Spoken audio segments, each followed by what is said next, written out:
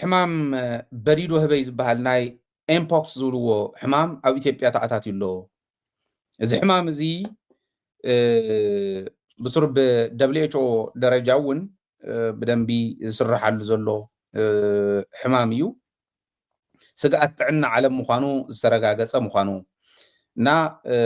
ቀልጢፎም ካብ ዝመሓላለፉ ሕማማት እውን ሓደ ምዃኑ ይገልፅ እሞ ኢትዮጵያ እስካብ ሕዚ ሓደ ሰብ በዚ ሕማም እዚኡ ተታሒዙ ሞይቱ ኣሎ 6 ሰባት ከም ተታሓዙ እስካብ ሕዚ ብምርመራ ተረጋጊፁ ኣሎ ኦሮምያ እዩ ኣብ ሞያሌ ከተማ እዩ ንመጀመርያ ተረኺቡ ሓንቲ ኣደ ምስ ውላዳ እዩ ተረጋጊፁ ዘሎ እና እስካብ ሕዚ ዝተገበረ ናይ ምርመራ ኩነታት 15 ከባቢ ተመርሚሮም ኣለዉ ከም ዝበልክዎ 6 ከም ተታሒዞም ተረኺቦም ሓደ ሞይቱ ኣሎ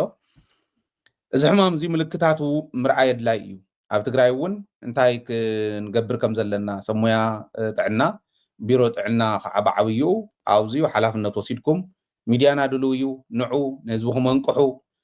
ብከም ሚድያ ግን ክንሕልፎ ንኽእል ምልክታቱ ምናልባሽ ሳይንሳዊ ብዝኾነ መንገዲ ዝተቐመጡ ብፅሑፍ ዝተቐመጡ ናይ ኢትዮጵያ ሪፖርት ዝረኸብናዮ እዩ ኣብ ቆርበት ዝወፅእ ዕንፍርርን ቁስልታትን ኣለዉ እቶም ምልክታት ኣብ ቆርበት ዝወፅእ ዕንፍርርን ቁስልታትን ኣለዎ ከምቶ ኣብ ስክሪን ትርእይዎ ዘለኹም ናይ ሰዓል ዓይነት ምልክት እውን ኣሎ ሰዓል ረስኒ ሕማም ርእሲ ድኻምን ካልኦትን ምልክታት ኣለዎ እዚ ሕማም እዚ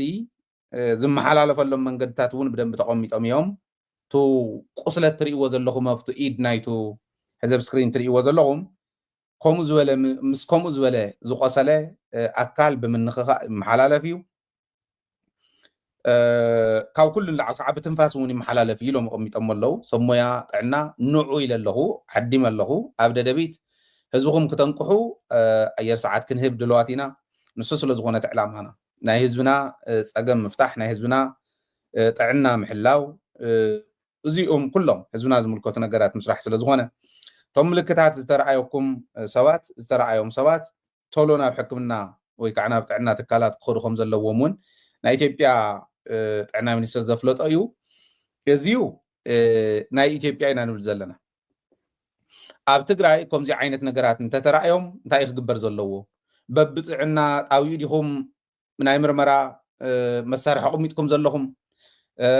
ኣብ ጀነራል ሆስፒታል ይኾን ድዩ ኣብተን ሪፈራል ሆስፒታል ጥራሕ ዲ ትምርምራ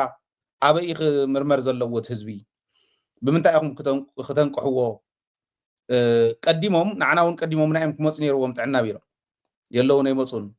ያክተግምግመኩም ትኽእል ኣነ ትሰዓት ክንህብ ኢና ኢለ ኣለኹ ኤኒታይም ስቱድዮ ኣለና ኣብ መቐለ ናባና እውን ኣብ ታሕቲ እኒሄ ድራሻና ደውሉልና ህዝብኩም ክተንቅሑ በዚ ኣጋጣሚ ይፅውዕ ኣለኹ እታ ክንሕልፋ ንኽእል ግን እዚኣ ስለ ዝኾነት ህዝቢ ቶሎ እንተዘይበፂሕኩምሉ ኣይደኖ ሚድያ ንምንታይ ሕንጉጓይ ዝኸውን ንመራሕቲ ትግራይ ብጣዕሚ እዩ ዝገርመኒ ሕንጉጓይ በቃ ናብ ሚድያ ወፂስ ህዝቡ ምርዳእ ናቱ ሓላፍነት ምዃኑ ይፈልጥን ጥዕና ቢሮታ ዝሓሸት ቢሮ እያ ካብተን ናይ ትግራይ ናይ ክልል ቢሮታት ኣብዚኣ ግን የለውም ስለዚ ፀዊዕና ኣለና መፅኦም ህዝቦም ከረድኡ እውን ተስፋ ንገብር እንተዘይኮይኑ ግን ምናልባሽ ንሕና እውን ደፊእና ከይድና ክነሓቶም ኢና ካሊእ መማርፂ ስለዘየለ ማለት እዩ